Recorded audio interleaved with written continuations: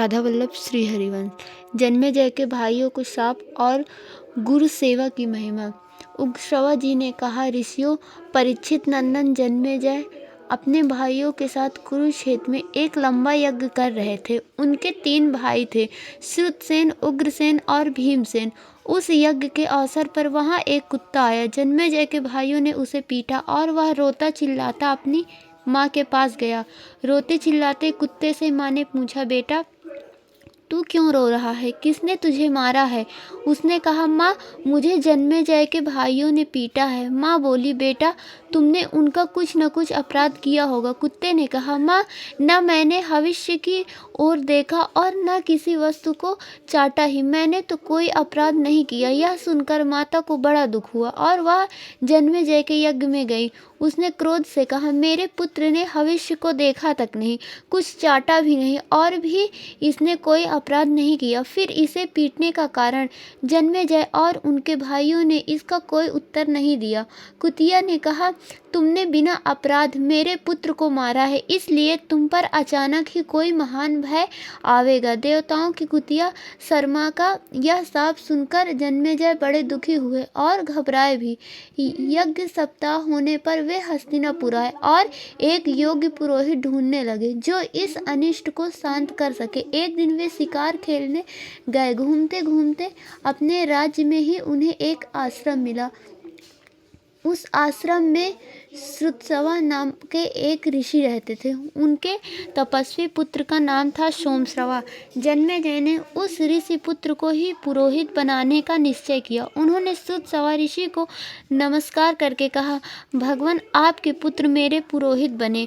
ऋषि ने कहा, मेरा पुत्र बड़ा तपस्वी और स्वाध्याय संपन्न है। यह आपके सारे अनिष्टों को शांत कर सकता है। केवल महादेव के शाप को मिटाने में इसकी गति नहीं है, परंतु इसका एक गुप्त व्रत है। वह यह कि यदि कोई ब्राह्मण इससे कोई चीज मांगेगा तो यह उसे अवश्य दे देगा। यदि तुम ऐसा कर सको तो इसे ले जाओ। जन्मेजय ने ऋषि की आज्ञा स्वीकार कर ली। वे सोमश्रवा को ले हस्तिनापुर आए और अपने भाइयों से बोले, मैंने इन्हें अपना पुरोहित बनाया है। तुम लोग बिना विचार के ही इनकी आज्ञा का पालन करना। भाइयों ने उनकी आज्ञा स्वीकार की। उन्होंने तक्षशिला पर चढ़ाई की और उसे जीत लिया। उन्हीं दिनों उस देश में आयोधधौम्य नाम के एक ऋषि रहा करते थे। उनके 3 प्रधान शिष्य थे, आरुणि, उपमन्यु और वेद। इनमें आरुणि पंचाल देश का रहने वाला था। उसे उन्होंने एक दिन खेत की मेड़ बांधने के लिए भेजा। गुरु की आज्ञा से आरुणि खेत पर गया और प्रयत्न करते करते हार गया, तो भी उससे बांध न बंधा। जब वह तंग आ गया तो उसे एक उपाय सूझा। वह मेड़ की जगह स्वयं लेट गया। इससे पानी का बहना बंद हो गया।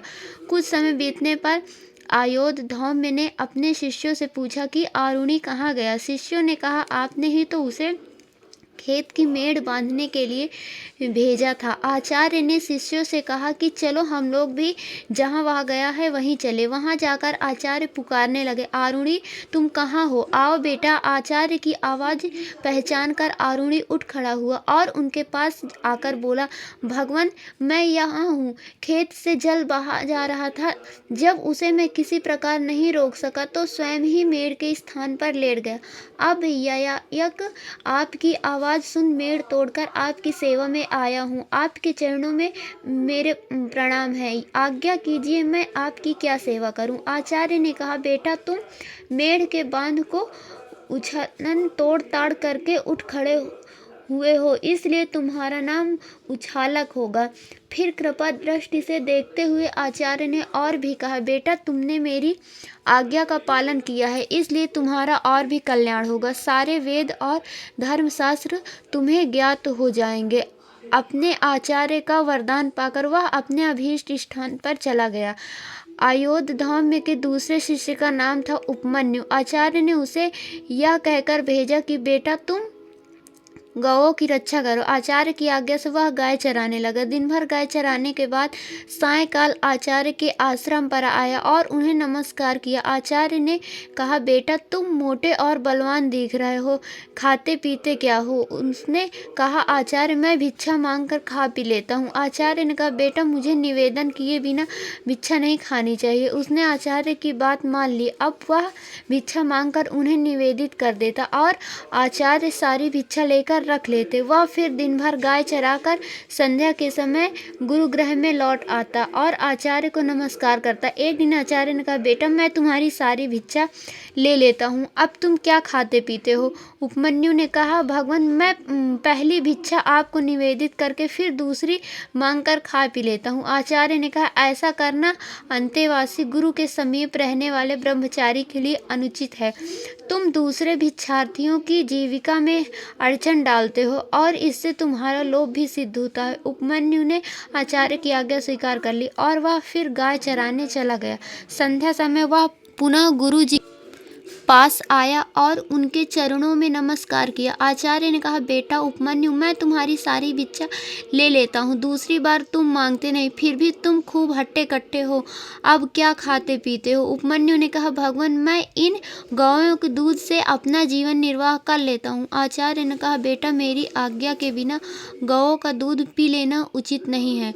उसने उनकी वह आज्ञा भी स्वीकार की और फिर गौवें चराकर शाम को उनकी सेवा में उपस्थित होकर नमस्कार किया। आचार्य ने पूछा, बेटा तुमने मेरी आज्ञा से भिक्षा की तो बात ही कौन, दूध पीना भी छोड़ दिया, फिर क्या खाते पीते? उपमन्यु ने कहा, भगवान ये बछड़े अपनी माँ के थन से दूध पीते समय जो फेन उगल देते हैं वही मैं पी लेता हूँ। आचार्य ने कहा, राम राम, ये दयालु बछड़े तुम पर कृपा करके बहुत सा फेन उगल देते होंगे, इस प्रकार तो तुम इनकी जीविका में अड़चन डालते हो, तुम्हें वह भी नहीं पीना चाहिए। उसने आचार्य की आज्ञा सिरोधार्य की। अब खाने पीने के सभी दरवाजे बंद हो जाने के कारण भूख से व्याकुल होकर उसने एक दिन आक के पत्ते खा लिए। उन खारे तीते कड़वे रूखे और पचने पर तीक्ष्ण रस पैदा करने वाले पत्तों को खाकर वह अपनी आंखों की ज्योति खो बैठा। अंधा होकर वन में भटकता रहा और एक कुएं में पड़ा। सूर्यास्त हो गया परंतु उपमन्यु आचार्य के आश्रम पर नहीं आया। आचार्य ने शिष्यों से पूछा, उपमन्यु नहीं आया? शिष्यों ने कहा, भगवान वह तो गाय चराने गया है। आचार्य ने कहा, मैंने उपमन्यु के खाने पीने के सभी दरवाजे बंद कर दिए, इससे उसे क्रोध आ गया होगा, तभी तो अब तक नहीं लौटा, चलो उसे ढूंढे। आचार्य शिष्यों के साथ वन में गए और जोर से पुकारा, उपमन्यु तुम कहाँ हो, आओ बेटा। आचार्य की आवाज़ पहचान कर वह जोर से बोला, मैं इस कुएं में गिर पड़ा हूँ। आचार्य ने पूछा कि तुम कुएं में कैसे गिरे? उसने कहा, आग के पत्ते खाकर मैं अंधा हो गया और इस कुएं में गिर पड़ा। आचार्य ने कहा, तुम देवताओं के चिकित्सक अश्विनी कुमार की स्तुति करो, वे तुम्हारी आंखें ठीक कर देंगे। तब उपमन्यु ने वेद की ऋचाओं से अश्विनी कुमार की स्तुति की। उपमन्यु की श्रुति से प्रसन्न होकर अश्विनी कुमार उसके पास आए और बोले, तुम यह पुआ खा लो। उपमन्यु ने कहा, देवर आपका कहना ठीक है, परंतु आचार्य को निवेदन किए बिना मैं आपकी आज्ञा का पालन नहीं कर सकता। अश्विनी कुमारों ने कहा, पहले तुम्हारे आचार्य ने भी हमारी स्तुति की थी और हमने उन्हें पुआ दिया था, उन्होंने तो उसे अपने गुरु को निवेदन किया बिना ही खा लिया, सो जैसा उपाध्याय ने किया वैसा ही तुम भी करो।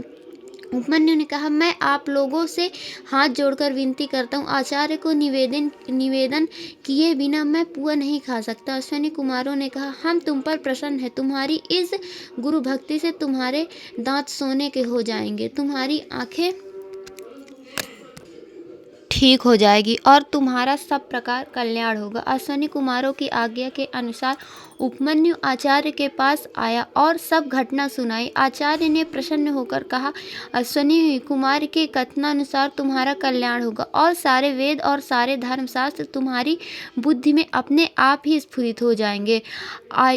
आयोध धौम्य के धौम्य का तीसरा शिष्य था वेद। आचार्य ने उससे कहा, बेटा तुम कुछ दिनों तक मेरे घर रहो, सेवा शुश्रूषा करो, तुम्हारा कल्याण होगा। उसने बहुत दिनों तक वहां रहकर गुरु सेवा की। आचार्य प्रतिदिन उस पर बैल की तरह भार लाद देते और वह गर्मी सर्दी भूख प्यास का दुख सहकर उनकी सेवा करता, कभी उनकी आज्ञा के विपरीत न चलता। बहुत दिनों में आचार्य प्रसन्न हुए और उन्होंने उसके कल्याण और सर्वज्ञता का वर दिया। ब्रह्मचर्य से लौटकर वह गृहस्थाश्रम में आया। वेद के भी 3 शिष्य थे, परंतु वे उन्हें कभी किसी काम या गुरु सेवा का आदेश नहीं करते थे। वे गुरुगृह के दुखों को जानते थे और शिष्यों को दुख देना नहीं चाहते थे। एक बार राजा जन्मेजय और पौष्य ने आचार्य वेद को पुरोहित के रूप में वरण किया। वे कभी पुरोहित के काम से बाहर जाते तो घर की देखरेख के लिए अपने शिष्य उतंक को नियुक्त कर जाते थे।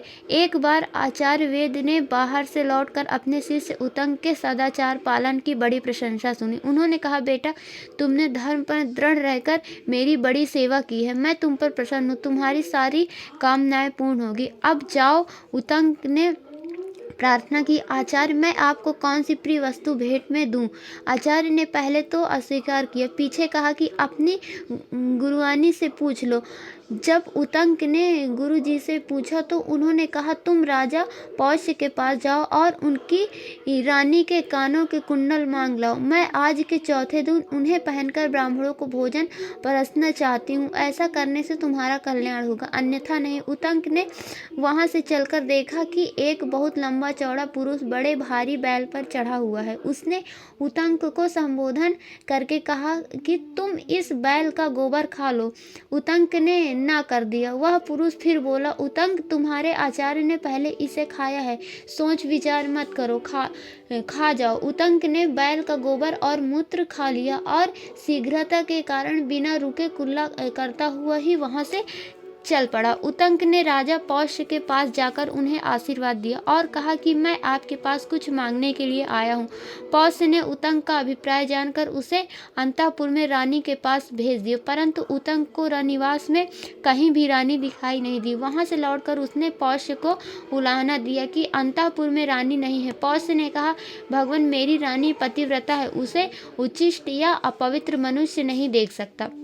उतंक ने स्मरण करके कहा कि हाँ, मैंने चलते चलते आचमन कर लिया था। पौष्य ने कहा, ठीक है, चलते चलते आचमन करना निषिद्ध है, इसलिए आप झूठे हैं। अब उतंक ने पूर्वाभिमुख बैठकर हाथ पैर मुंह धोकर शब्द फेन और उष्णता से रहित एवं हृदय तक पहुँचने योग्य जल से 3 बार आचमन किया और 2 बार मुंह धोए। इस बार अंतःपुर में जाने पर रानी दिख पड़ी और उसने उतंक को सत्पात्र समझकर अपने कुंडल दे दिए। साथ ही यह कहकर सावधान भी कर दिया कि नागराज तक्षक ये कुंडल चाहता है, कहीं तुम्हारी असावधानी से लाभ उठाकर वह ले न जाए। मार्ग में चलते समय उतंक ने देखा कि उसके पीछे पीछे एक नग्न छपड़क चल रहा है, कभी प्रकट होता है और कभी छिप जाता है। एक बार उतंक ने कुंडल रखकर जल लेने की चेष्टा की, इतने में ही वह छपड़क कुंडल लेकर अदृश्य हो गया। नागराज तक्षक ही उस वेश में आया था। उतंक ने इंद्र के व्रज की सहायता से नागलोक तक उसका पीछा कर अंत में भयभीत होकर तक्षक ने उसे कुंडल दे दिए। उतंक ठीक समय पर अपनी गुरुआनी के पास पहुंचा और उन्हें कुंडल देकर आशीर्वाद प्राप्त किया। अब आचार्य ने आज्ञा प्राप्त करके उतंक हस्तिनापुर आया। वह तक्षक पर अत्यंत क्रोधित था और उससे बदला लेना चाहता था। उस समय तक हस्तिनापुर के सम्राट जन्मेजय शिला पर विजय प्राप्त करके लौट चुके थे। उतंक ने कहा, राजन, तक्षक ने आपके पिता को डसा है, आप उससे बदला लेने के लिए यज्ञ कीजिए। कश्यप आपके पिता की रक्षा करने के लिए आ रहे थे, परंतु उन्हें उसने लौटा दिया। अब आप सर्प सत्र कीजिए और उसकी प्रज्वलित अग्नि में उस पापी को जलाकर भस्म कर डालिए। उस दुरात्मा ने मेरा भी कम अनिष्ट नहीं किया है। आप सर्प सत्र करेंगे तो आपके पिता की मृत्यु का बदला चुकेगा और मुझे भी प्रसन्नता होगी। राधा वल्लभ श्री हरिवंश।